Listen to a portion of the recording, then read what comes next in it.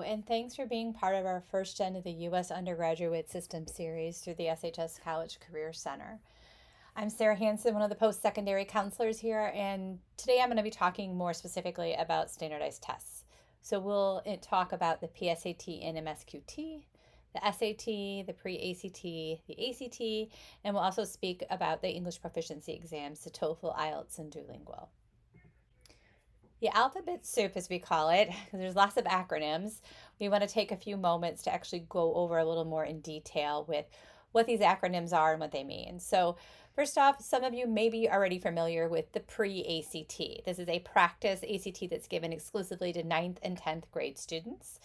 Typically, we give it in the spring at Stevenson. There's also the PSAT NMSQT, which is a mouthful to state, and we'll talk more about that in the next slide.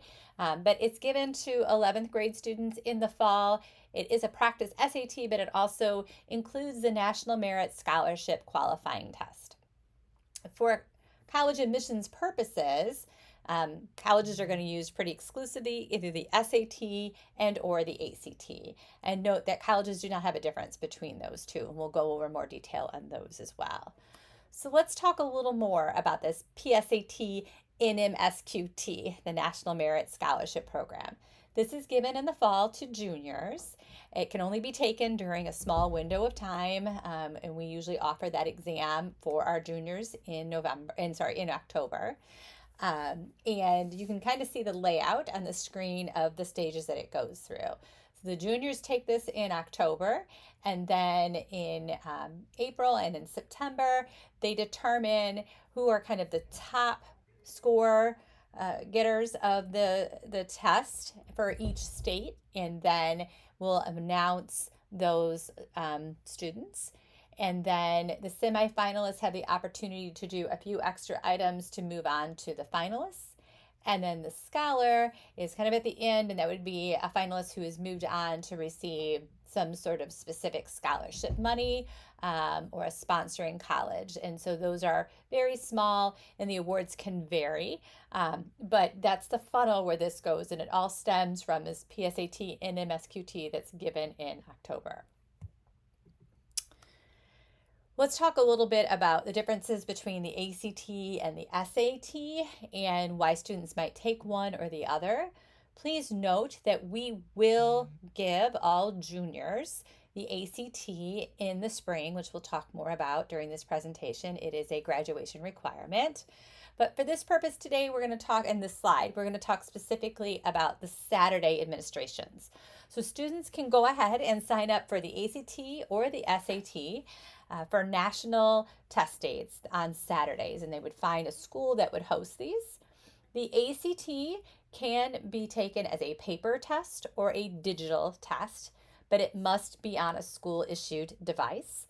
So as students were to sign up for this, if they want to take the digital, they would see which high schools are offering it digitally, and then when they went to that school, they would be given a school-issued device to take it. The ACT is composed of the English and the math and the reading sections.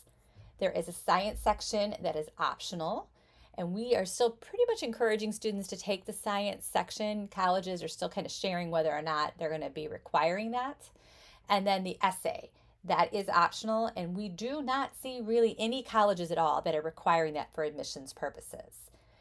For that April test that they're taking with us for graduation, that will have the science and the essay as part of it, because that is an Illinois State Board of Education requirement. But on a Saturday administration, the science section is optional and the essay section is optional. So when students go to sign up, they would need to indicate whether or not they're taking those. The scores individually on each subsection they range from 1 to 36, and then they receive a composite average at the end, and that is exclusively off of the 3 required tests. So that's the English, the math, and the reading. The test is 3 hours if they take it with the science section. It is 2 hours and 20 minutes without, and they get results about 2 weeks after the exam. The SAT, which is through College Board, that's also the same company that hosts the AP tests. They only have a digital version. There's no paper version. Students can use their own device. It is an adaptive test, which means as they answer questions through the first section, the second section will either get harder or easier depending on how they did. There's a reading and writing section, that's one section together, and then there's a math section as well. And each of those are between 200 and 800 points, which gives students a total, when they add those together, of 400 to 600 points for the SAT. This is a 2-hour and 24-minute exam, and SAT states that they should receive their scores days after the exam.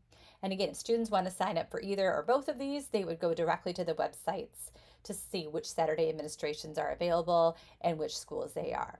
The registration for these can book up in advance, so we do recommend that families kind of think about this in junior year of plotting out which exams the students may want to take. Colleges do not care between the two, so students can take one or the other. We wouldn't recommend taking these exams more than 2 or 3 times total. It's kind of where you see the maximum benefit. Standardized testing in school, as we kind of mentioned, there's some things that we do at Stevenson specifically. So all of our sophomores and our freshmen receive the pre-ACT in the spring. Our juniors have that PSAT and MSQT that is available for them in the fall of their junior year. And then those juniors will also, as I mentioned earlier, take that spring ACT, usually in April, and again, it's a graduation requirement. A Saturday administration of the ACT would not circumvent this. They must take the one with us, and if they miss it, that will be a makeup date. Again, the science and the writing sections will be required as part of that too, due to the Illinois State Board of Education requirements. And again, students can take this on national test days. Again, we usually recommend not doing this as freshmen and sophomores. It's not the appropriate test for them. Really have the juniors start taking that, maybe even in the middle of their junior year, so they get a little more content knowledge before they jump into the test. Let's take a few moments to talk about English proficiency exams. 3 of the more common ones that you might see as options are the TOEFL, the IELTS, and Duolingo. And these are tests that are to demonstrate English proficiency for students who English is not their first language. Typically, schools will give the requirement that students should have been in an English-speaking country in an English-speaking school for 3 years to not take these exams. And again, it's school by school makes that decision, so students should go onto the college's websites to see what they might require. University of Illinois Urbana-Champaign state that as students' instruction in their school was English from sophomore year to junior year in an English-speaking country, they don't need to take the proficiency exams. But again, they need to check directly with the colleges itself. Some of these tests can be difficult to find. They can be expensive. They can be a little inconvenient. They are online assessments, and so you would go to the websites directly of each one of those 3 to see when they would be offered. But most importantly, you would need, again, to go to the college's websites first to see what tests do they take, because not every college will take every one of these tests. And those tests, by the way, should be taken prior to admission deadlines, which is usually the fall of their senior year. We want to address a couple myths right now too. So one is the idea of test prepping, and that students should be test prepping and spending lots of time test prepping. One of our favorite reps would say test prep is not meant to be a co-curricular activity. We don't want students spending hours every week, week after week, maybe year after year, trying to prepare for an ACT or SAT. The curriculum has test prep woven into it. Overall, and again, we can't stress this enough, that colleges, the transcript is the most important thing to them. Testing is, very much lower than that transcript. They're looking to see that students have strong academics, strong rigor, strong grades in those core courses in particular. And we would much rather have students spending time on their day-to-day academics, making sure that's where they have the grades where they want them to be, than trying to compromise some of the day-to-day academics or the test prep. And then students need that healthy balance overall. Not to mention that the test prep can be expensive on where you're looking as well. We do have free resources like Khan Academy that will customize students' SAT or PSAT score and help them with a test prep. We do offer some test prep during our summer school courses, so keep an eye on that. And then we'll talk about the ACT test prep in a slide or two. Also, as I mentioned before, another myth out there is that students should be taking it as early and as much as possible. We want to really demystify this. Again, the ACT and SAT are meant for juniors primarily. There are tests that are designed to help students practice for the junior year test. That's really what's lined up best for the curriculum as well to support them. Students really should take it maybe 2 or 3 times one of these tests where they tend to see that maximum benefit. After 3 times, students are kind of just trading around scores a little bit. And again, more value is placed in admissions on that transcript than on the test score. This is just a quick slide. It has a lot of information in it, but just to kind of reiterate the factors in admissions. When colleges report out to our national association, they talked about in here what is considerable importance. You can see about 185 schools have reported into this.